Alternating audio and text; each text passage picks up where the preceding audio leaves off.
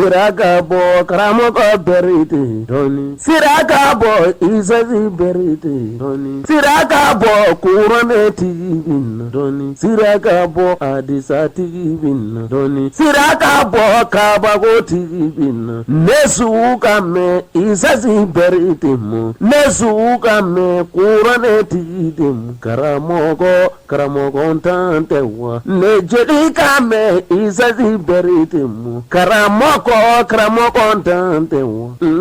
isazi berite yo che alade sugo da illa che kirade sugo da illa iyere kumi ogoli kalanella isazi kilala ogoli kalanna che kibina zuzi kalanke che alanama sugo da illa che kidunga alaga dinelasi che kidunga kiraga dinelasi che kidunga mamadu dinelasi isazi wulila obara yaradilla che alenana boli mine desa wani dunga boli ba yare kari che kale dume kiri yiretike abotike kurane bade abotike kurana bade sirakabo isazi berite doni nebi mi fo jena ya kelanyana che nima fara jena ya jugude mo che kuma mina berite yerenana che alebina kiri yeretike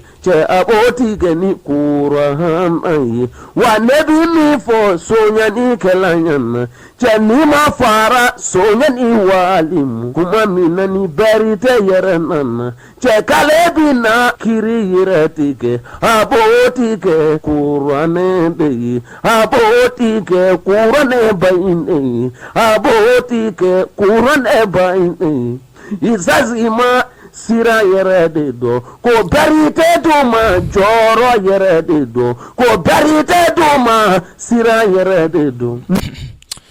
أعوذ بالله من الشيطان الرجيم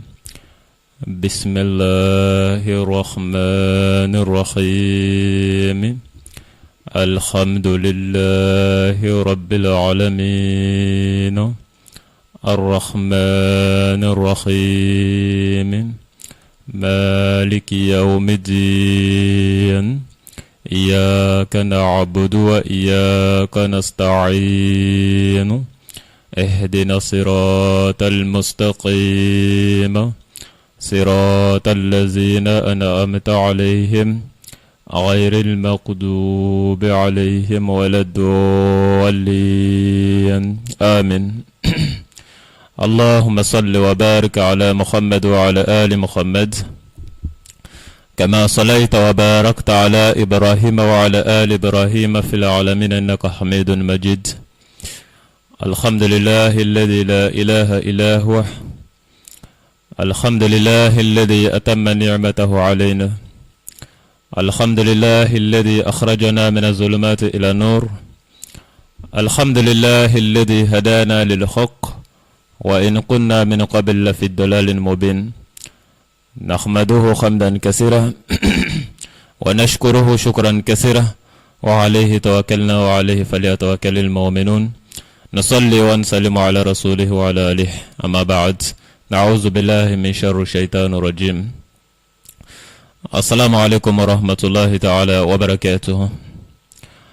ولا سامبادي وانسيك لا هرلا ألا كان ولي هرلا ألا كان نسبتي ولا ني ألا صنع ambe arabala na ala sona ambe arabala avril kalo okle wolonfla samba fla mogan anikele na ala sona ambe arabala avril kalo okle wolonfla samba fla mogan anikele inshallah wala asinzelen ko fen setigala to barika mai ansinzelen ko fen ala to ala membe shuko ala membe duguje ansinzelen ko fen ala to ala membe shubo nyanamana masa membe nyanama mbo shula ambe kishin nema nyine wala fe ka jidi an ko tigika no muhammadu ya anaka so o ko fa ambe tanganyini wala fe ka banjugu torola n'o ye Iblisa ye. O kɔfɛ an bɛ foli se aw bɛɛ lajɛlen ma maa o maa de tulo b'an kana radio Kayira FM 102.0 k'a sigiyɔrɔ bɛn Sikaso Lafiyabugu. O la inshallah ni wagati in na o tulo bɛ a balima de kana Ala ka diinɛ na Ustaz Berete. Ustaz Berete n'i m'a dɔn o la a fɔ ko Ala ka waraba murutilen min murutin bɛ Ala ka diinɛ jugu kama, min murutin bɛ silamɛya la kalontigɛlaw kama, min murutin bɛ silamɛya la kalabaganciw kama, min murutin bɛ silamɛya la yɛrɛsagokɛbaw, a kɛla dɔnniba ye o, a kɛla kɔnfin ye o, a mana k'a sugu o sugu ye, min murutin bɛ o bɛɛ kama. O de la a welela ko Ala ka waraba murutilen min ti Ala ka diinɛ jugu si to yen, a kɛla cɛ ye walima a kɛla muso ye, min bɛ fɛn ka Ala ka diinɛ jugu bɛɛ kangari ni k'u ka kalon siège sen kari ka b'u kɔrɔ. O de la a dala la ko Ala ka waraba murutilen bɛɛ bɛ wara dɔ kungo kɔnɔ, jango n'o murutila o sɛbɛ dɔn bɛɛ. A bɛ faamu n'a fɔla dama Ala ka waraba o dɔlen do ka ban, jango na Ala ka waraba murutila o ye sira bila ye. O ye n'i y'a ye sira bila tant que i ti can kan, n'a kumana n'i tɛ can kan i ja bɛ tigɛ, n'a kumana n'i tɛ can kan i sigilen bɛ kɛ i n'a fɔ i ka wɔsi, n'a kumana n'i y'a dɔn i ni karamɔgɔ bɛ kalo kan a kumakan b'i ja tigɛ. O ye Ala ka kɛ ye. A bɛ faamu n'i m'a dɔn o la dun a fɔ karamɔgɔ sariyatigi ka bɔ Sikaso Lafiyabugu kɔkɔ, n'i m'a dɔn o si la a fɔ karamɔgɔ ntan ko karamɔgɔ ma karamɔgɔ min kalan kuranɛ na Ala ka diinɛ na o de kan do, setigi Ala yɛrɛ min ladɔnniya ka kuranɛ na k'o de kan do. Bi ye araba ye avril kalo tile 7 san 2021 radio Kayira FM 102.0. An badenw an segin bɛ ni walanda min ye bi o tɛ walanda kura ye, o ye kɔrɔlen o kɔrɔ jumɛn ye? O kɔrɔ kunu an kɔrɔ an ye walanda dɔw kɛ nka an kun bɛ fɛ maa caman bɛ se ka don mais malheureusement heure dɔgɔyala, donc bi an tɛna kuma caman kɛ bi, kuma caman tɛ kɛ bi mais heure caman de bɛ bila nɛgɛjurutigiw fɛ, environ 30 minutes, minute 30 ɲɔgɔnna bɛɛ de kan ka bila téléphone cilaw ye o ka se ka don k'o hakilina fɔ, o fana bɛ baara in sɛbɛntiya, o y'a dɔ ye. Donc kunu an y'a jɔ yɔrɔ min o kun ye Sharif Usman Madani Haidara ka enregistrement dɔ ye, an y'a enregistrement min joué k'a yira aw la, nka maaw mana kɛ cogo cogo i bɛ taa sɔrɔ bɛɛ hakilina tɛ kelen ye. Enregistrement in a jɛla dɔw ye c'est pas que o bɛ Haidara contre la ou bien Haidara commande ye, non, a jɛla o ye k'a kun kɛ ne ni ɲɔgɔnna bɛ kɛ ɲagamu ni fɛrɛkɛ min bɛ silamɛya la n'Ala sɔnna fura bɛ sɔrɔ a la, parce que olu ye Ala ɲininaw ye, olu ye can ɲininaw ye. A bɛ faamu wa? A jɛla dɔw ye k'a ye cɛ ka sɔrɔ ye cɛ min bɛ se ka nin kɛ silamɛya la nin ye ko ɲɛnama ye, sabu n'o kɛla filiw na bɔ diinɛ na, o jɛla dɔw ye n'o ye silamɛya jigiya ye. Nka par contre a goyala dɔw ye, o la o tɛ bali ne na fana o, hali Ala min ye Ala ye, Ala min kan ye fɛn bɛɛ ye, fɛn bɛɛ bɛ balo Ala min lahɔrɔma la, o Ala in bɛɛ ma ka Ala fɛ, o la e ka baara kɛlen k'a fɔ bɛɛ de bɛ kɛ o fɛ, hali ni dugu jɛla ni i yaalala ka wari ni duguma bɛɛ la a bila i kunna i na maa kelen kɔni sɔrɔ au moins min na dɔ f'i ma min tɛ ɲuman ye. A bɛ faamu? A goyala minnu ye olu dɔlen don kaban, olu ye jɔnw ye? Minnu tigɛ birin bɛ kalon da la, minnu bɛ kalon kan mɛ n'o bɛ kan ka mɔgɔw kunkolo munumunu ka tugu yɛrɛ kɔ,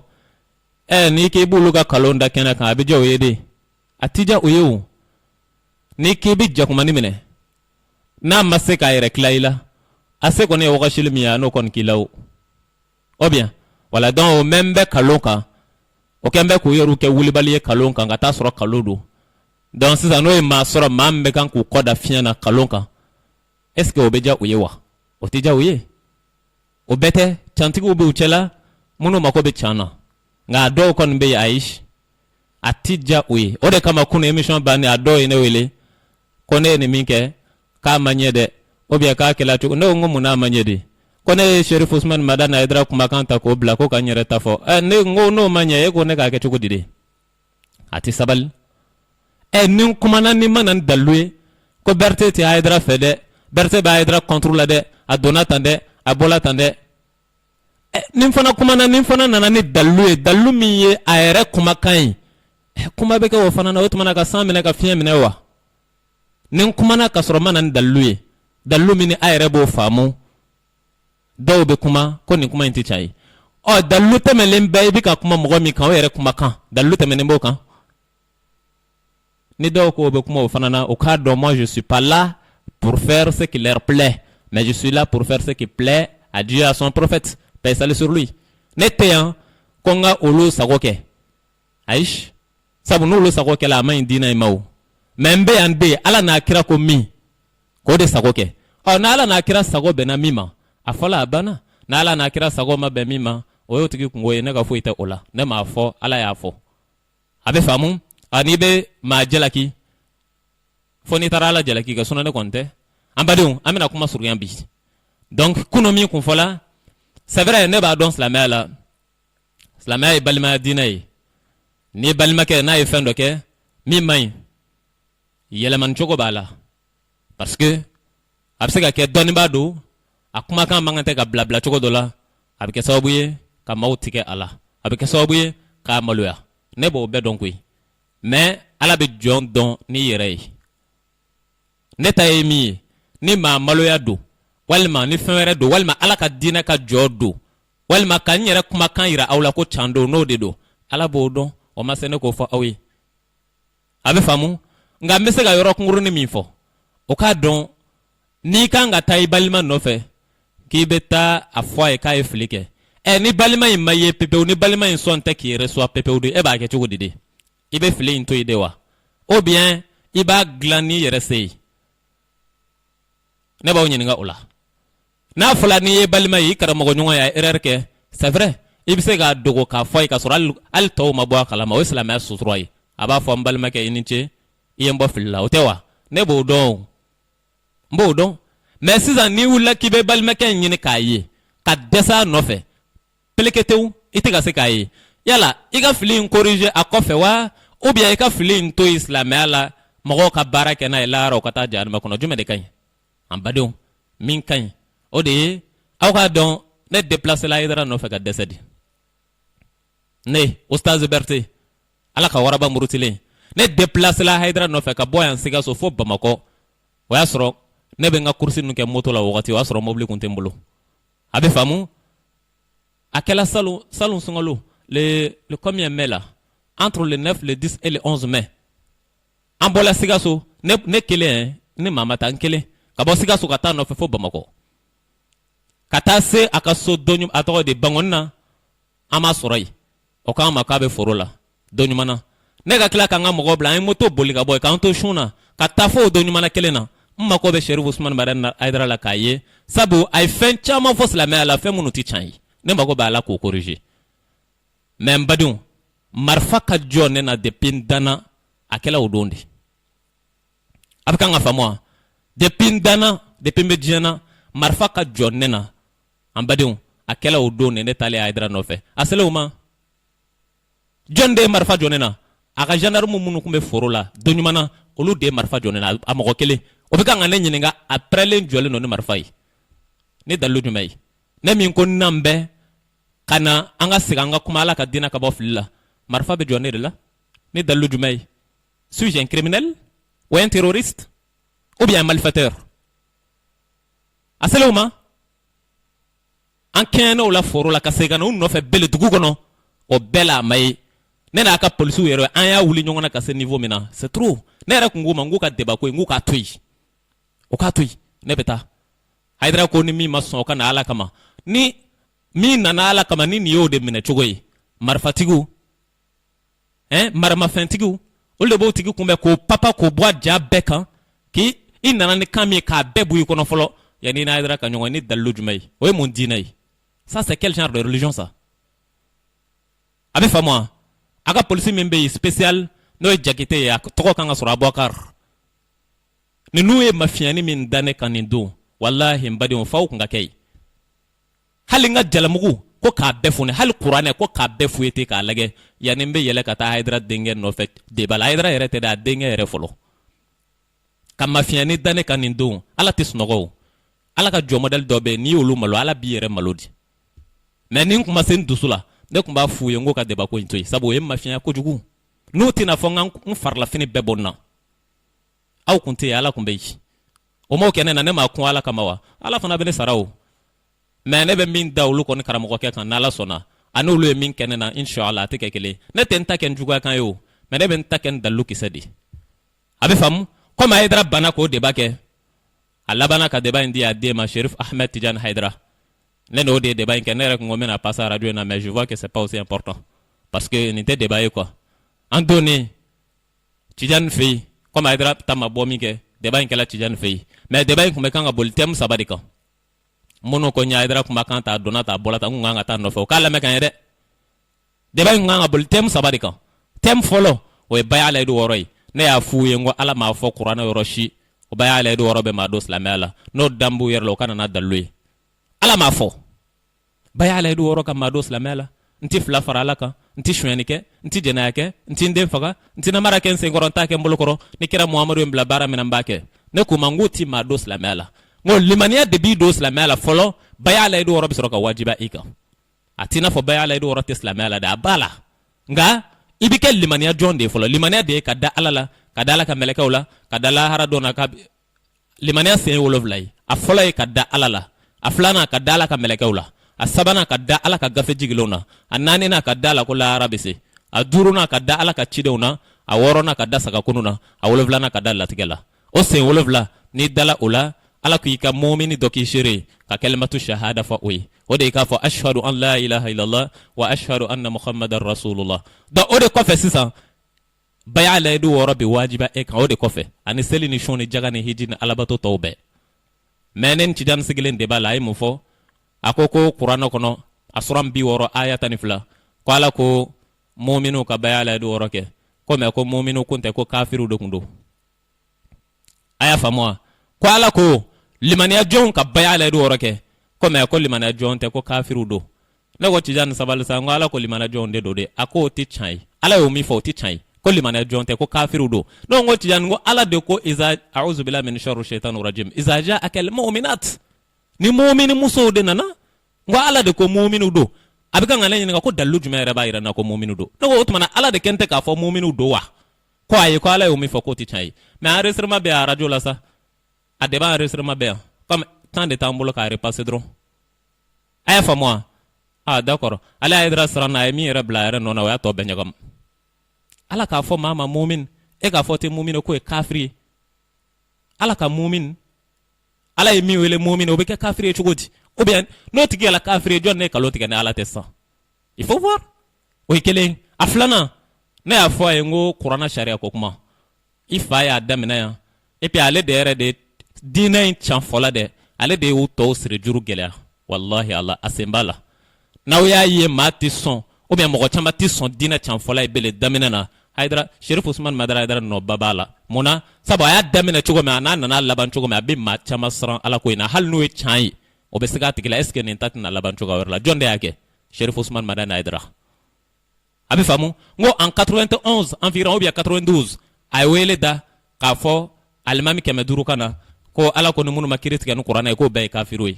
ngo me bi se sorola mi ka yiba ngo ne fana na kun do kun ye kana nyanyini yala yo mi fo do mi na o kunte chanwa ou bien aller de chambla ante shula ante klela ame wogati no ino kon fo yala ale kun yo mi fo do chan kalon kun do wa ou bien bi aller de chambla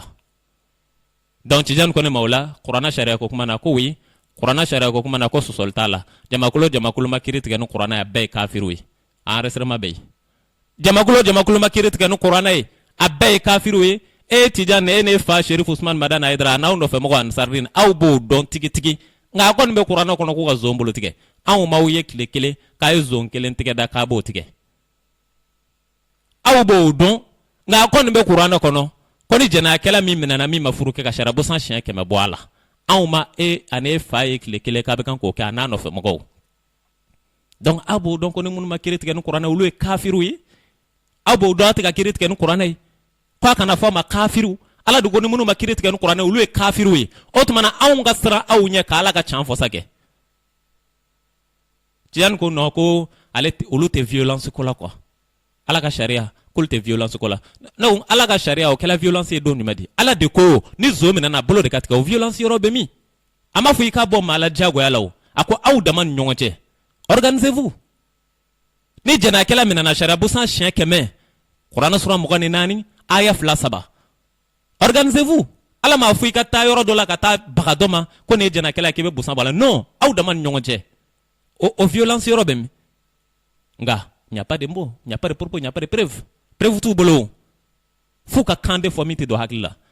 Ambolay, anana se masri ko mama, o ko temu sabanay. Wala ko ni mao ma jenje masri kanu. Musoka masri ko tede. Musoka masri ala yo daga ului, o che okoro, anu fa okoro, ani ma okoro munu tise ko furu par exemple. Abe fa moi.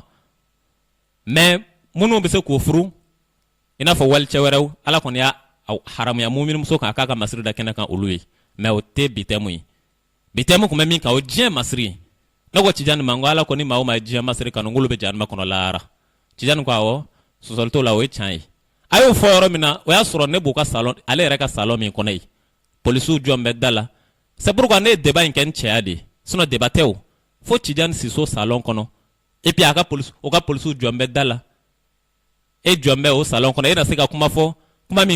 kuma min tita olu jimi sara fe menen ba ko foi maye ola mi e chane ya fui fu o ka tene tugo be siga to kanela ged on ne karaw be ne donna we ne do awti ne la do aw fe ya ne ta to inde ni asor la ko ni mamudu jenje masri kan olu be janma kono tijan barabe ne fa bolo sade anano fe mo chama wallahi mona baraba bolo aw me salon mi kono ya tijan e ka salon dama ni masri te fly jien kono na akila keleme sabo e ka salon yere san fela dama ni ya ampul jata be ampul dem binanna o ampul numa dabo yelen kama o dabo la masri de kama o nyinte klimuna o nyinte ibi do fe ite terasi sima la ma nye jamais o be shira ma be karo abe famu o nyinte fauteuil ula o nyinte fenro la munu kembe ku ka so masri ka ke ni dona ibi tunu no nga kembe chugo dide ni au neu manga me arajo la kaw new manga metelo la l'islam ko kuma yi kana do aw shiro la ka lage Allahu akbar outmana ou allons-nous sur quel pied faudra-t-il danser aw be min fo mawi ana be min ke dogola ulti kele mo d'accord no ko yinkano ko même badon ala mi fo masriko la ne be kan ko de fuye qur'an suran tan kele ayatan durutan woro chewo che muso ka masri sentala kuye dien masri de kanu dien masri ti dore bazengaraw fini chenyumau ani voiture lex climatisée ani i abo donne bodon ol de dien masri oui c'est-à-dire fin chenyumau quoi nan seul mot sinon soti haramu yo abi famu mais ni sojo ka chenye ka ke luxueux ka menemene kan keta abi chenya wati chenya abi chenya islamia ko de haramu yi mobilité haramu yo mais ni mobili luxe climatisé fo ni yere aye ba fo wao ametam islamia ko de haramu yi dien mumini ka kasoyi wa fana hali étage ka so do jodo sans fait islamia ma ke haramu yi de so do ka jodo sans fait o étage hal ne étage binando islamia ma ke haramu yi nga biga haramu yi tuma jume ni ya chenye ka kena yela be don tigi aw kata nunu nga so nlage bangon nay ni jola be kina fika joki dawoka abadiu atemena temechego mina ni yoyi akomo okuma fola kunu ama erchama soro ka telephone blali atokodi direct la bi anya ke hakilina jigi pour que ni munu dona o kado be mi fo o yekele aflana oye mahamadou diko comme bitemu yarabi kan bolo au conseil islamique de ka abe fam donc enfana ko mi fo ale kan ango wakati sela wakati dokelay aye mawwele minke katanu yi place de l'indépendance je pense wa soro ibeka be président la ko mogo ka fara nyonga kan ale Mahmoud Diko ale kan ga mo organiser ko fara nyonga kan pour que ka ibe ka genga bo fangana ka kon ke jumay ko parce que ibe ka blala bara mina faso kono ka maso ko ke ablala président mina ka mo ke kanye abe famo ne ko de la ngo kuma kono kun cheka in dawere kono minte Mahamoud Dicko dai parce mona ay ala ka qur'ana dayele parce neta tene ni ko aduna ta bola ta te koy ne nga dalu jonjon de bembolo la chat se ka tamandu ko ka kiba soso ay qur'ana dayele qur'ana yoro juma ya suran fla aya binan ninan qur'ana suran fla aya binan aninani ala ko chogoti a'udhu billahi min sharri shaitanir rajim ala ko ata'muruna an-nasa bil birr wa tansawna anfusakum wa antum tatluna al-kitab afala ta'qilun qoyala aw bi mawbla ubara nyumana ma aw bi nyina ayere bakun ko aw ti hakli aw ti miri aw ta don ka bi kan ka wele ke munu nyona ko hakli fana buluku o ko rajumay ko Mahamoud Dicko ni ku ibe atodi ibe ka de gain ko parce que ibe ka ma ka devoir ke d'accord nyana ngal be ke Mahamoud Dicko ere yala iblala devoir mina ya ke wa ima kedi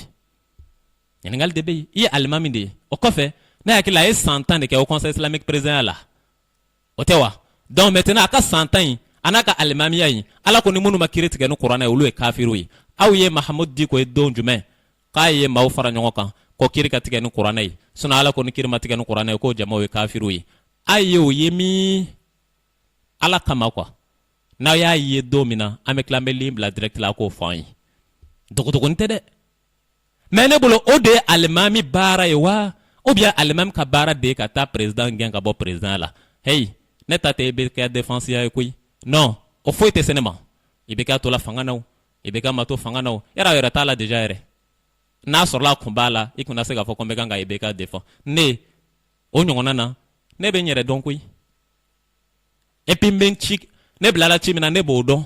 o chimbe d'ailleurs mina je connais bien les limites de ma mission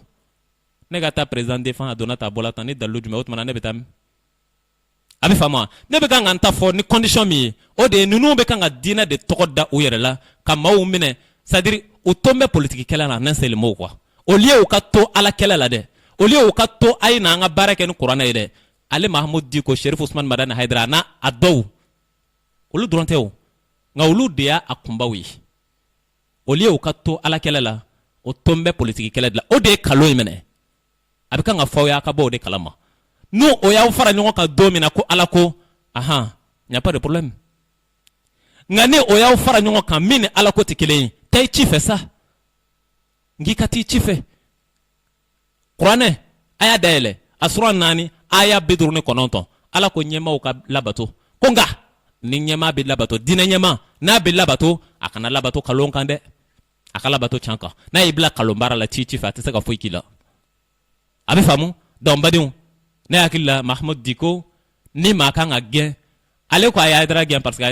aydrate ale ibeka gen parce que ibeka maka devoir que ale Mahamoud Dicko ka famuna maintenant ale kela au conseil islamique présent Sanjol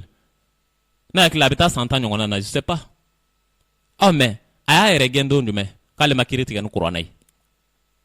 parce que fana ale ka devoir yo amakew akele almamiye ay kiriti gen qur'ana do ndume ay mogo mobiliser do nume ko ayina ne Mahamoud Dicko flani ala imbla mina maka ayina ka farano ka kange ni chanti kedo ebla la mina e mokeo or mi rebla la o kabo ni mi président bla o talai parce que président o e adama do ndama ka organisation yi mais ala ta ibale ko ke dien benyana e magen ni maka ngagen ale de kan ngagen abal mami ala sake so yana kata bagay be kama franchement parler parce que ale blala devoir mina kirit ke no qur'ana yiba na jama wele bi obina wautina obina munata ke ne aidara jama wele bayina qur'ana sharia ko kuma besena ala mogo obina wautina obina munata ke fo politique ko kuma donata bolata anga dina to bolanga shiken na comme ça o kanga dina piétiner ka ku sagoy en badion kuma chamatna ke bi au conseil islamique kele au des décisions bo 600 ma me ko sabe. Je pense bien en février passé ko madonambe mamini anana malla kana seli bamanangana abi famwa anale malla kana na seli bamanangana no la gina karamogo doy na fo Ismail Jabi o sele o bamanangana subhanallah o kɛnbɛ n'a fɔ o karamɔgɔ nalen a kɛnbɛ ka marifa ta ka si mɔgɔw la de a bɛ faamu wagati jan t'an bolo an bɛna au conseil islamique o y'o décision min bɔ en février passé je pense an bɛ dɔɔni dɔrɔn bɛ a la o dɔɔni in bɛ kun ti dɔwɛrɛ dɛ pour que aw ka dɔn tɛ k'a fɔ n kun fɛ a prévu de bɛ n bolo sinon a kuma ka ca a bɛ taa fo 19 minutes o bɛɛ temps t'an bolo an bɛ fɛ ka ligne de bila direct la donc an b'o ka kuma kunkurun lamɛn n'an tilala min bɛ n bolo k'o fɔ ka sɔrɔ ka nɛgɛjuru bila direct la a y'a tulo majɔ. an bɛ ala subhanahu wa ta'ala tanu ka a wale ɲuman dɔn an sɔrɔ an kuntigi muhamadu ka kisi ni nɛɛma b'a ye a n'a ka so dunke sanumanw a n'a ka sahaba ɲumanw ani maa o ma tugur'u la ni ɲuman kɛli ye an b'a fɔ salamu alaikum wa rahmatulahi wa barakatu. ala tanunen kɔfɛ ka sali kira kan an bɛ bɛɛ lajɛlen bisimila haut conseil ka salle kɔnɔ kɛrɛnkɛrɛnnenya la an balima kunnafoni dilaw an bɛ foli kɛrɛnkɛrɛnnen kɛ u ye k'u wale ɲuman dɔn ka a hakɛto ɲini u fɛ sigi kuntagala janyana nka a b'a kun bɔ an bɛ o yafa ɲini k'o hakɛto ɲini aw welela kun min na o ye lahalaya min bɛ jamana kɔnɔ nin waati la n'o ye dunan min nana an fɛ yan laginɛ ni mali cɛ dunanya tɛ yen kuma n'a fɔcogo don laginɛkan min nana an fɛ yan ni a ye seli kɛ bamanankan na haut conseil ka bureau de joulement ye sigi kɛ ka hakili jagabɔ kɛ o kan sariya ka laɲini ye min ye sariya fɛta ye min ye o ko la o bɛna lase silamɛw ma an sigi kun ye o ye o baara in bolodalen bɛ an fɛ cogo min na an karamɔgɔ an ka alimami fadilati sheikh al-imam muhammad tarawele ale bɛ ɲɛbila kuma kɛ n'ale ye ɲɛbila kuma kɛ an karamɔgɔ an'an ka alimami docteur saïd silla ale bɛna bayaniw yɛrɛ kalan mɔgɔw ye imam muhammad tarawele ale ye haut conseil 3e vice président ye docteur silla ale ye majlisul ulama a ɲɛmɔgɔya kalifalen don ale la ale ye majlisul ulama président ye ale ka kuma kɔfɛ an bɛ duwawu di an karamɔgɔ an'an ka alimami fadilati sheikh yaqub dukure a bɛ duwawu kɛ an ye ka duwawu kɛ jamana ye an bɛ sigi kun cɛ o kan a fana ye majlisul ulama mɔgɔ ye bureau membre don o ye vice président don majlisul ulama kɔnɔna na ka fara a yɛrɛ jɔyɔrɔ kan an ka diinɛ baaraw la ala ka sini kɛnɛya di an bɛɛ lajɛlen ma nin an ka baara bolodacogo ye donc an tɛna o ko sumaya tuguni an bɛ kuma di an ka alimami ma alimam muhammad tarawele fana tafaddal mashkuran mahjura. bismillahir rahmanir rahim alhamdulillahi rabbil alamin wa sallallahu wa sallama wa baraka ala nabiyyina muhammad wa ala alihi wa sahbihi ajma'in amma ba'd ambade al-islamaw cɛ ani muso denmisɛn ani maakɔrɔ mali kɔnɔ ani mali kɔkan an b'aw bɛɛ lajɛlen don kiramantonya na ka silamaya foli kɛrɛnkɛrɛnnen di aw ma n'o ye kisi foli ye n'o ye hinɛ foli ye n'o ye barikada foli ye o tɛmɛnen kɔfɛ a dogolen tɛ maa la k'a fɔ haut conseil islamique cakɛda min sigilen don diinɛ tɔgɔ la jamana kɔnɔ n'a bɛ silamaya kow kɔlɔsi n'a bɛ laada ɲumanw kow kɔlɔsi n'a bɛ danbew kow kɔlɔsi bɛɛ lajɛlen b'a dɔn k'a fɔ haut conseil islamique a sigikun ye o de ye o kama ni fɛn fɛn wulila jamana kɔnɔ min bɛ diinɛ minɛn dajɛgɛ wali min bɛ laada ɲuman minɛn dajɛgɛ wali min bɛ danbe minɛn dajɛgɛ a ka kan haut conseil islamique a ka wuli ka laseli kɛ o la ka silamɛw bila siratigɛ jɛlen kan o fana tɛmɛnen kɔfɛ nin wagati laban ninnu na an baden dɔ bɔra Laginɛ min tɔgɔ ye k'a fɔ Ismail Jabi min nalen bɛ n'a ko k'a fɔ seli bɛ se ka kɛ kan bɛɛ lajɛlen na a nana n'o fitinɛ kuma min ye a nana n'o dabaliban kuma min ye a nana ni o kuma min ye ni gafew t'a si dɔn diinɛ gafew o tuma haut conseil islamique y'a yira fɔ ka wuli ka jɔ kɛ o ko la En balimaw, an bɛ hakɛmato deli kɛ bɛɛ fɛ. C'est malgré moi-même, ne bɛ nin vocal in tigɛ sinon a kun ka di n ye k'a bɛɛ lamɛn pour vraiment que le jugement soit vraiment parfait. N'aw yɛrɛ kun y'a lamɛn o la ni n kun kumana aw kun b'a faamu joona mais n'an faratila k'an bɛ nin bɛɛ lamɛn a kan ka bɛn 19 minutes de ma. Téléphone minnu kan ka bila direct la a tɛna se ka ɲɛ tɛna sɔrɔ a la. Donc mais n y'a tigɛ dɔrɔn k'a bila aw k'a dɔn n tɛ kan k'a kuma fɔ n kun fɛ. C'est une preuve. A bɛ faamu wa? Donc a ye pitinin min mɛn a la a tɔ caman bɛ yen dɔɔni nka n bɛna a d'aw ma en gros la ka sɔrɔ ka téléphone bila direct la. A bɛ faamu wa? Sinon n'an y'o kɔnɔ k'u ka tila pepewu ne ka sɔrɔ ka n ka kuma kɛ a bɛ kɛ kunun ta si ye. A bɛ faamu? Mais yɔrɔnin kunkurunin min bɛ yen ne ni Tijani ka débat la Cherif Ousmane Madani Aidara denkɛ Tijani a ye yɔrɔ kunkurunin dɔ fɔ n kun ɲinɛ n b'a kɔ dɔɔni. O ye jumɛn ye? Tuma min na n'a ɲininkala diɲɛ masiriko kuma na n'a ko can don. Mais an ka débat laban yɔrɔ la a taara fɔ ko jɔ ale ka dɔ préciser dɛ ko o ye jumɛn ye? Ko n'a fɔla diɲɛ masiri ko diɲɛ masiri tɛ maa dɔ jahanama kɔnɔ dɛ ko parce que masa Sulemana kun bɛ yen ko o kun ye masakɛ ye wa se bɛɛ kun b'o ye o kun bɛ kan k'a ka se kɛ. An badenw débat la minnu bɛ débat dɔn débat ye 5 minutes ou bien a bɛ moment dɔ di ɲɔgɔn ma ni dɔ tilala dɔ bɛ na ni dɔ tilala dɔ bɛ na mais an taalen se masiriko kuma ma ne ye Tijani ɲininka débat cɛ ma a ko awɔ ko can don mais sisan comme ne de ye débat daminɛ donc ni débat bɛ laban n'ale de ka kuma ye donc a ye kɔfɛla kɔnɔ sisan suivez bien a y'a ka 5 dernières minutes de kɔnɔ sisan parce que n'ale kuma n'o la dɔrɔn débat banna droit tɛ ne bolo bilen a taara mun fɔ ye bien vrai que a ko débat kɔnɔ ko awɔ ko Ala y'a fɔ kuranɛ kɔnɔ suran 11 aya 15 16 ni maa o maa diɲɛ masiri kɔnɔ i bɛ jahanama kɔnɔ mais comme o masiriw yen bɛ olu la ale n'a fa n'o nɔfɛ mɔgɔ caman na pour que k'o dogo a taara kalon fana da Ala la bele a ka 5 minutes laban na ni minnu ye débat lamɛn o bɛna tɔ faamu a taara fɔ ye ko masa Sulemana kun bɛ yen k'o la diɲɛ masiri tɛ se ka maa dɔ jahanama kɔnɔ ko parce que masa Sulemana kun ye masa ye a kuma n badenw a y'o 5 minutes min fɔ ne y'o deli Ala kama n ko ne t'aw deli wari la ne t'aw deli sanu na mais n b'aw deli silamɛya ka jɔ a ye minute 1 dɔrɔn di yan Tijani ni min fɔ n ka can fɔ mɔgɔw ye sinon ni débat banna ta a bɛ cɛjuguya kojugu parce que ale de ye kuma laban a bɛ kɛ mɔgɔw kɔnɔ n'a fɔ ne sɔn bɛ ka taa sɔrɔ ma sɔn ne ka heure minute banna di mais pour que diinɛ kana ben a kana to Tijani kuma kan ka laban ten 1 minute n'a ye débat lamɛn a bɛ na ye n bɛ k'o deli 1 minute dɔrɔn kama ou bien 2 minutes o ma sɔn ne tun bɛna mun fɔ n b'a f'u ye o ye c'est à dire o bɛ n'a fɔ keguya modèle dɔ mais i bɛ keguya k'i yɛrɛ ben de i bɛ keguya k'i yɛrɛ ben pour que mɔgɔw ka fɔ ja ale Tijani n'a fa bɛ kan ka masiri min baara kɛnɛ kan ja o t'u don jahanama kɔnɔ ja masa Sulemana kun bɛ yen a y'a ka masaya n badenw kalo don c'est faux Ala c'est faux ça mɔgɔ min tɛ sanu dɔn o de b'a confond ni zira ye masa Sulemana o ne bɛ ɲininka o masa Sulemana cila tuma jumɛn ani kuranɛ cila tuma jumɛn sur le champ i bɛ n'a ye masa Sulemana de cila fɔlɔ yanni kuranɛ bɛ ci tiɲɛ wa kalo n ko kira de ye kira laban ye n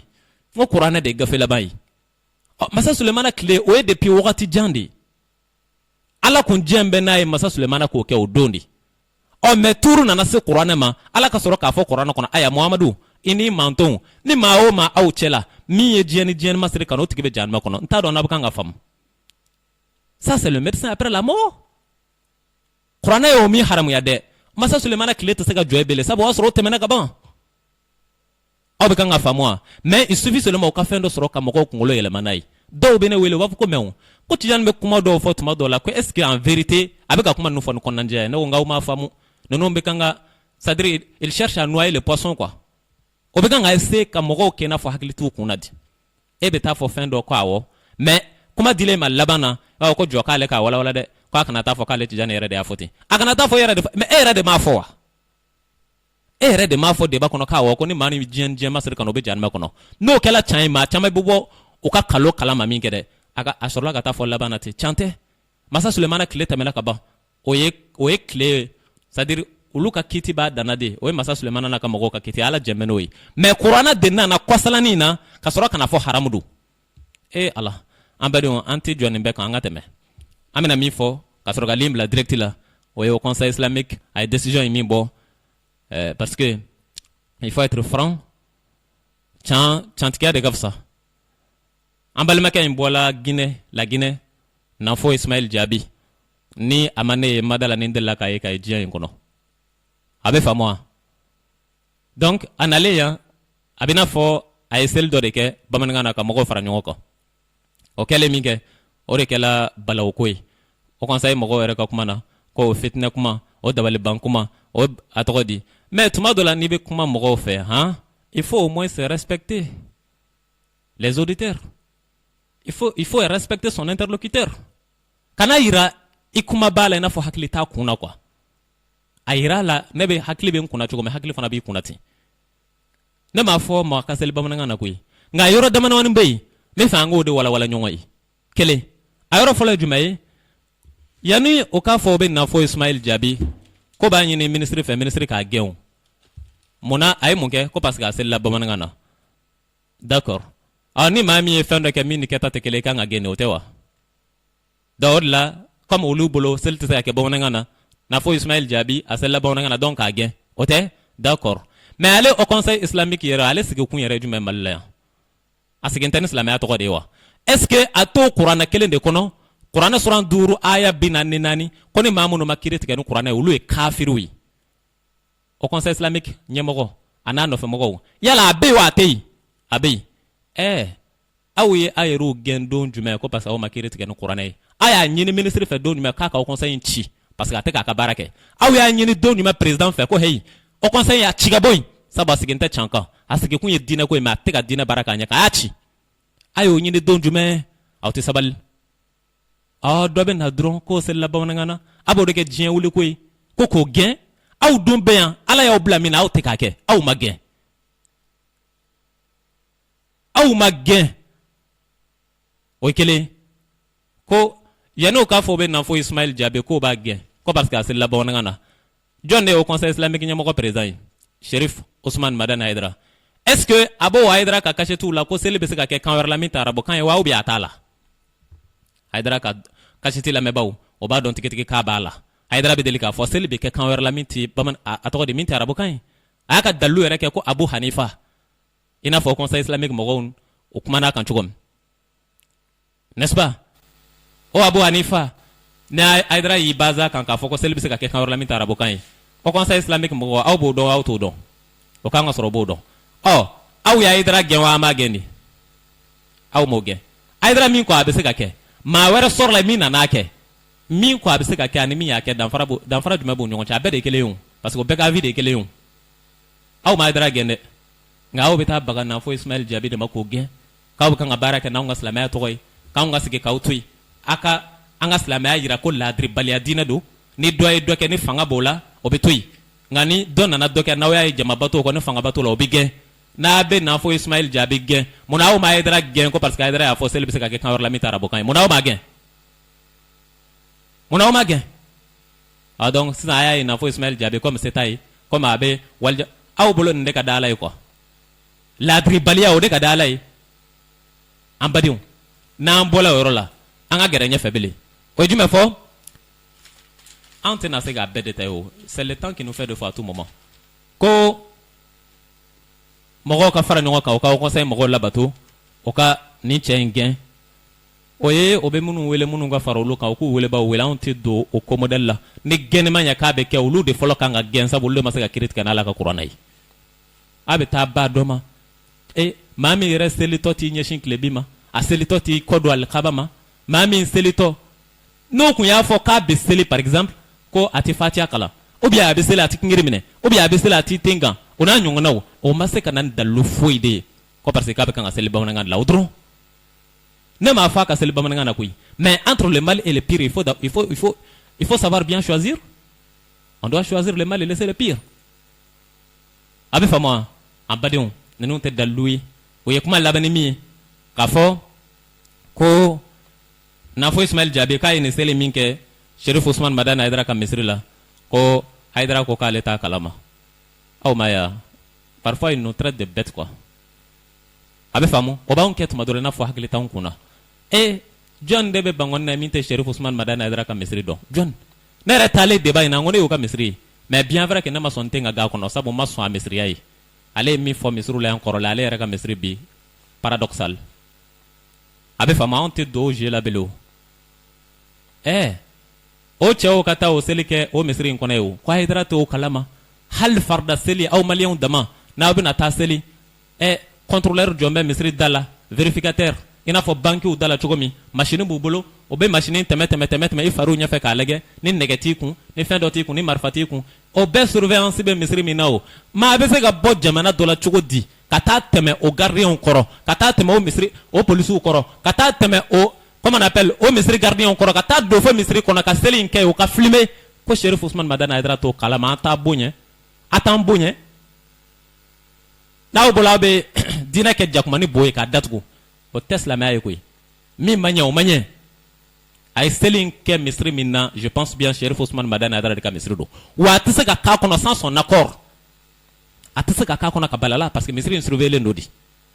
nɛgɛjuru 21 76 72 87 o k'an bonya quoi a bɛ faamu o kana yira na ko an ye lagalagatɔ ye ko Aidara ko ale t'a kalama seli in kɛla ale t'a kalama ala 21 76 76 21 76 72 21 76 72 87 an bɛ kari kuma ninnu dɔw kɔ koyi sinon ni ne ye kuma daminɛ ka ban ni heure ma ban 21 76 72 87 ni kuma daminɛ na tant que heure de ma ban berse jɔli de ma nɔgɔ parce que munna ko ninnu fɛrɛkɛla kojugu allo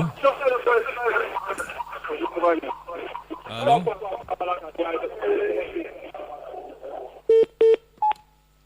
nɛgɛjuru ye 21 76 72 87 assalamu alaikum waaleykum salaam bisimila inshallah non mission taabolo ka ɲi d'accord ala k'i bolo mɛn ka baara la amina donc ne dɛmɛbaga sɔrɔ la vraiment silamɛya bɛ faamuya inshallah mais n ka cɛ n bɛ tiɲɛ fɔ yan e ye ba tiɲɛ de voilà nɛgɛjuru ye 21 76 72 87 7, 4, 6, 4, 3, 2, 21 76 72 87 a bɛ faamu an bɛ dɔn an bɛ araba la avril kalo tile 7 san 2021 6, 1. assalamu alaikum allo allo a bɛ yɔrɔ jan arajo la dɔɔni quoi allo an badenw nɛgɛjuru 21 76 72 87 n'a ye maa dɔ ye ka fɛn dɔ kɛ tuma dɔ la a bɛ k'i n'a fɔ a hinɛ k'i minɛ quoi ka taa sɔrɔ hinɛ ko tɛ n'i bɛ fɛ dɔw baw ka nimisaw wololi la o b'o bila ka fɛn dɔ kɛ a bɛ faamu wa voilà hali n'i m'a kɛ maa kama mais i b'a kɛ peut-être i bɛ kuma dɔ fɔ a bɛ taa sɔrɔ i mansa dɔ tulo b'i la ou bien i fafilan dɔ tulo b'i la o n'a ɲɔgɔnna n'est-ce pas i bɛ se ka maloya olu ma k'a kuma ninnu to yen nka o t'a se berse kɔni tɛ mais an min y'a nin di ala ma jumɛn bɛ yen min ka bon ni ye n'est-ce pas ne nin dilen don ala ma k'a fɔ fɛn dɔ bɛ kɛ n na qui peut me dépasser ayi o bɛ kɛ cogo di 21 76 72 87 allo an tɛ ba bisimila patron bisimila inshallah kana bɛ kɔlɔsi dɛ n'ala sɔnna inshallah an b'a ala deli ala k'i ɲɔgɔn sariya jamana kɔnɔ yan amina inshallah awɔ a mana kɛ ɲɛw ɲɛma kana découragé ala ko de don n'ala sɔnna inshallah i filɛ ka kuma min fɔ nin o ye kuranɛ kɛ baji de ye k'a kɛ dumuni da ye quoi o dɔrɔn de bɛ yen o de bɛ ka mali yɛrɛ gɛlɛya foyi tɛ mali kɔnɔ ni kalamugu tɛ olu de don ce sont eux gɛlɛya foyi tɛ n'olu tɛ a yɛrɛ a jubaju yɛrɛ y'a dana de ye kana siga duti foyi t'a la ne bɛ siga so la oui ala ye dana ka nali la ne yɛrɛ ye wari dɔn a la yan awɔ dumuni da de don sinon silamɛya ko tɛ dɛ n y'a faamu kɛnɛni kɛ ta n'a fa bɛ dumuni k'a ye dara kun a ba bɛ dumuni k'a ye dara kun inshallah a ka banni kun y'o de ala ko tɛ o n'ala ko de don bɛɛ b'a kalama i bɛ min fɔra mɔgɔ min y'i ta ye mais hakili t'i ta ye dɛ n'est-ce pas ni hakili y'i ta est-ce que fa bɛ d'i la inshallah bon ni cɛ fɔra dɔrɔn hakili ma ye mais komi jadɛmɛden yɛrɛ de tɛ sɔn oui voilà jadɛmɛden tɛ sɔn dɛ a danna o jadɛmɛ min kama a bɛ don yen de i m'a ye n'a ma don januma kɔnɔ ale yɛrɛ tɛ lafiya de quoi a tɛ lafiya ni bana donna maliyɛnw hakili la ka don jeli la fo kolo kɔnɔ. Inch'Allah.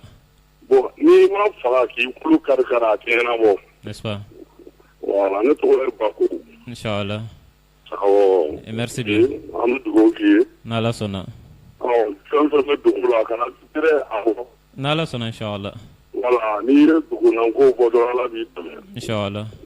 Ok Ala ka I b'i tulo jɔ n'an taara se émission laban yɔrɔ la n bɛna n ka numéro privé di o la i b'a sɔrɔ o sen fɛ i y'a faamu. Ok. Inch'Allah merci bien. Merci. Merci. Voilà an b'an balimakɛ fɔ an badenw n bɛna fɛn kunkurun dɔ walawala aw ye o ye jumɛn ye o de ye yala kira Muhamadu kira sɛbɛ don aw bien kira sɛbɛ tɛ i y'a dɔn kira sɛbɛ don mais kira Muhamadu ye mun fɔ ni maa ye waliba nɛni walima ni maa ye walifa nɛni Muhamadu ye mun fɔ o la de ni e ye dɔ fa nɛni walima ka dɔ ba nɛni Muhamadu ko cogo di lamɛnbaaw dɔnnibaaw kira Muhamadu ko cogo di ko ni i fa nɛnina a bɛ se ka kɛ i n'a fɔ a bɛ digi la mais n'i y'a digilen y'i la ko i t'a kɔrɔ dɔn di n'i ba nɛnina maa fɛ k'a bɛ k'i n'a fɔ a bɛ digi la mais n'i y'a digilen y'i la i t'a kɔrɔ dɔn di a y'a tulo jɔ ye min donna ka banɛni kɛ sisan n bɛ kan ka o de ta jaabi aw k'a dɔn min de don quoi a bɛ faamu wa Muhamadu ye kira sɛbɛ ye wa kira sɛbɛ tɛ kira sɛbɛ don wa o Muhamadu de ko n'i fa nɛnina n'a digila i la i b'a sɔrɔ i tɛ nin kɔrɔ dɔn n'i ba nɛnina n'a digila i la i t'a kɔrɔ dɔn a kɔrɔ ye jumɛn ye ko ni maa min y'i fa nɛni a to yen a m'i fa nɛni dɛ ale Muhamadu cila ni Ala min tɔgɔ ye ale b'i kalo Ala la a y'a yɛrɛ de fa nɛni n'a ye nɛni min fɔ i fa ma a m'o fɔ i fa ma dɛ a y'o fɔ a yɛrɛ de fa ma a bɛ kan ka faamu wa n'a y'i ba fana nɛni kana digi la dɛ a m'i ba nɛni koyi a ye nɛni min fɔ e ba ma dɛ ni ale bolo k'ale ye ba nɛni il est ignorant a t'a dɔnni n'a y'a dɔn k'a bɛ kan k'a yɛrɛ de ba nɛni publiquement a tɛna sɔn ko wa o ye jurumu la belebeleba dɔ ye donc min donna ka ba nɛni kɛ aw si kana besigiya k'a ye Ustaz Berete de ba nɛni n'i y'a besigiya k'a ye ne de ba nɛni o kɔrɔ i kun t'a dɔnni ou bien i bɛ kan ka kira de kɛ nkalontigɛla ye sabu kira ko aw bolo ne min ba nɛnina ko ne ba ma nɛni dɛ min ye nɛni kɛ o y'a yɛrɛ de ba nɛni publiquement nka a t'a dɔn k'a b'i n'a fɔ n'i y'i jɔ yɔrɔ jan fɛ ka balo ta ka nɔrɔ kogo la a bɛ taa min i ma passe kogo ma o y'a passe yɛrɛ de ma o bɛ faamu voilà donc a k'a faamu cogo ɲuman na ni minnu m'a faamu kanubaw la a bɛ se ka digi u la quoi nka aw kana to a ka digi aw la dɛ kira de ko a ma ne ba nɛni a ye a yɛrɛ de wolo ba nɛni min y'a wolo a y'o de nɛni ɔ maa min bɛ sɔn k'a woloba nɛni diɲɛ bɛɛ ɲɛna i bɛ mun fɔ o tigi ye et puis dajuguya nɛni e bɛ mun fɔ o tigi ye ni danga bɛ maa nɔfɛ ka se niveau dɔ la a fɔ ko ni danga wulila sɛ kɔ a bɛ don muru feere la n'est-ce pas donc ninnu dɔw ta y'o ye quoi a y'a ka diinɛ k'a ko to o tɛ se ka don ni dalilu ye o nin de ye Berete disigosiyɔrɔ ye wuya tɛ ne ta ye koyi an ka nin dɔ ta dɛ allo karamɔgɔ oui e ka émission ɲɛna bisimila mais mɔgɔ si ma Ala ka diinɛ ɲagami karamɔgɔ yɛrɛ kɔ quoi mɔgɔ ma Ala ka diinɛ ɲagami i bɛ kuma yɛlɛma dɔɔnin an karamɔgɔ yɛrɛ o ye foroba ye minnu y'a ɲagami olu dɔlen don ka ban parce que n ko minnu y'a ɲagami olu dɔlen don ka ban e jɔ sa n bɛ fɛ ka kuma de a bɛ i bɛ diinɛ lase i bɛ mɔgɔw de ɲɛsin Ala ma ka t'i sigi arajo la e ɲɔgɔn karamɔgɔ Amaya o la ne tɛ tan di ninnu ma u ka kuma o nɛgɛjuru ye 21 76 72 87 parce que ce sont des gens au ti caman o ti fa kuma fɔ quoi allo oui 21 76 donba ɲɛnamaw ka don sa 21 76 72 87 ne ye jumɛn fɔ Ala ma min fɔ an sigin bɛ o de kɛnɛ kan manamanakan fɔ yɔrɔ tɛ gulɔ min kan fɔ tɛ allo salamu alaikum Berete aleykum salam bisimila cikan bɛ i b'a fɔ an tulo b'a la wagati caman t'an bolo Umaru Bugumno John allo Umaru Bugumno oui allo i ye émission taabolo kan yɛrɛ de wallahi billahi mɔgɔ fɛn fɛn bɛ k'i wele ka manamanakan f'i ye kana si lamɛn n'i ye mɔgɔ min ka manamanakan f'i ye dɔrɔn k'a appel tigɛ n'est-ce pas kana maa si ka manamanakan lamɛn karamɔgɔ an bi Musa Tarawele karamɔgɔ minɛ k'u datugu yan nɔ parce que a b'a dɔn u bɛna jamana de tiɲɛ Musa ka kan wagati mana ko kun tigɛ Musa la depuis Musa de bana démocratie la Mali tiɲɛna ko Mali tiɲɛ ni karamɔgɔ tɛ Musa b'u minɛ k'u datugu parce que a b'u dɔn n'est-ce pas u bɛna Mali tiɲɛ de wallahi da Mali tiɲɛ baga ma bɔ mɔgɔ si la karamɔgɔ minnu wulilen sisan ko ka seli silamɛya la Alakira sallallahu alaihi wasallam a ka wagati diɲɛ maa bɛɛ de tun b'a ka diinɛ na munna maa fɔ olu ye dɛ a ye seli a ka kan na dɛ o fɔra Alakira y'o fɔ a y'o fɔ mɔgɔ jumɛn ye Alakira arabu dɔrɔn t'a la maa fiya bɛɛ de tun bɛ Alakira ka diinɛ na mais est-ce que a fɔ mɔgɔ jumɛn kelen ko a ye seli kan wɛrɛ la mun ni kuranɛ jiginna kan mun na arabukan in na n'o tɛ kelen a y'a fɔ mɔgɔ jumɛn bisimila an b'i lamɛn parce que n'an k'an b'o bɛɛ walawala heure caman t'an bolo oui mɔgɔ b'i wele n ko n'an k'an b'i ka kuma in bɛɛ walawala heure bɛ sɔn ka se k'an sɔrɔ mais n ko n'an k'an b'i ka nin yɔrɔ in kuma walawala heure bɛ se k'an sɔrɔ ni hakilina laban b'i bolo i b'a fɔ inchallah voilà kuma laban kɔni bɛ yen dɔrɔn i b'i ka émission kɛ i bɛ mɔgɔ to yen minnu wele diinɛ min kana foyi f'u ye Ala de b'u sara Ala ɲɛ bɛ fɛn ŋaniya la Ala ɲɛ bɛ bɛɛ diinɛ na wa Ala bɛ bɛɛ sara n'a ŋaniya ye Ala bɛ bɛɛ sara n'a diinɛ alikiyama jɔ don kɛnɛ kan n'est-ce pas inchallah Ala ka an ka bɛɛ to Ala ma ka alikiyama jɔ don kɔnɔ inchallah merci bien a dɔw tɛ alikiyama sɔrɔ koyi ani dɔw bɛ bɔ diɲɛ na depuis an ma se alikiyama fɔlɔ 21 76 72 70 allo ba somɔgɔw baasi tɛ yen ne ka misɛn émission taabolo kan quoi inchallah ben ne tun bɛ fɛ ka ɲininkali dɔ kɛ la quoi oui bon komi e ka kuma ale ka fɛn min kan quoi oui donc ça mais ça nana Sikaso yan ne m'a faamu kosɛbɛ oui c'est moi nana Sikaso yan quoi nalen yan Sikaso oui awɔ mais est-ce que y'a ɲini k'a ye n'a ma se ka ɲɔgɔn ye k'a ɲini k'a ye wa awɔ ne t'a ye dara dɔn Ala ye o ayi ni ko k'a ɲini k'a ye ayi ne yɛrɛ t'o kɛ yɛrɛ ne dɔw y'a kuma fɔ ne ye mais a yɛrɛ ma wele bila ne ma ne yɛrɛ kun ko ma ko est-ce que n'a ye ne wele ne bɛ sɔn ka taa fɔlɔ o de ye ɲininkali fɔlɔ o yɛrɛ kuma kɔni tɛ ko ne ka déplacer a nɔfɛ ni dalilu jumɛn ye parce que o ko modèle na e k'a tigɛ n bɛ n'i jaabi inchallah hakɛ to i y'a mɛn ne ka déplacer ka taa Haidara nɔfɛ k'a nana Sikaso ne tɛ n yɛrɛ dɔn dɛ ne de ma moto boli ka bɔ yan k'an to sun na sunkalo fɛ ka moto boli yan fo Bamakɔ Haidara nɔfɛ o tuma na n'a bɛ minnu ɲɛna ko Haidara ka fisa ni ne ye ne tɛ ka Haidara jate k'a ka fisa ni ne ye koyi il faut qu'on se le dise a ka polisi dɔ kɛnɛ ma ko n terikɛ a bɛ kan ka ne wele ko n terikɛ ne y'i ɲɛ cɛ ka bɔ yen a ko k'ale bɛ kan ka kuma ne de fɛ koyi ne ko e bɛ kan ka kuma ne de fɛ polisi e bɛ kan ka ne de wele n terikɛ e bɛ Haidara min garde la est ce que e bɛ sɔn ka Haidara wele n terikɛ ni e bolo Haidara de ka bɔ e bolo ne tɛ Haidara dɔ k'a ka bon ne ye Ala fɛ yen innama akramakum indallah atqakum a bɛ faamu wa e ti sɔn ka Haidara wele ko n terikɛ hali n'i tigɛ fala sanu na polisi min y'a fɔ ne y'o don ko n terikɛ e bɛ ne wele n terikɛ e ti ne y'a fɔ n ko ne tɔgɔ de ye n terikɛ ye wa donc o bɛ mɔgɔw mafiya ne ye n déplacement bɛɛ kɛ Haidara nɔfɛ c'est son tour maintenant ale de b'a kɛ ne nɔfɛ sinon k'a fɔ ne de bɛ na fɛn modèle dɔ kɛ ale nɔfɛ bele est ce que o bɛ kɛ bele wa je sais pas ni minnu bɛ se ka organiser o ka organiser allo oui salamaleykum waaleykum salam bisimila ça oui bon i ka kɛnɛ taabolo ka fisa bisimila mais oui an bɛ se ka yɔrɔnin dɔ de faamu o ye jumɛn ye bon o ye min ye tiɲɛ yɛrɛ la an b'a fɛ i ka to ka wajibi fana kɛ oui bon min bɛ se ka mɔgɔw bilasira n bɛna jaabi sisan wagati caman t'an bolo i y'a mɛn an b'a fɛ i ka to ka wajuli dɔ kɛ min bɛ mɔgɔw bilasira an b'a fɛ i ka to ka wajuli dɔ kɛ min bɛ mɔgɔw bilasira o tuma na ne bɛ ka wajuli min kɛ o bɛ ka mɔgɔw bɔ sira kan de parce que ne b'a dɔn ne ka émission kɛcogo ani caman bɛ yen u bɛ n'u sigi radio la wuya seli y'a don ta dɛ sun b'a kɛ tan dɛ mais c'est pas ça la plaie de l'islam silamɛya joli tɛ o yɔrɔ ye o dɔnna ka ban o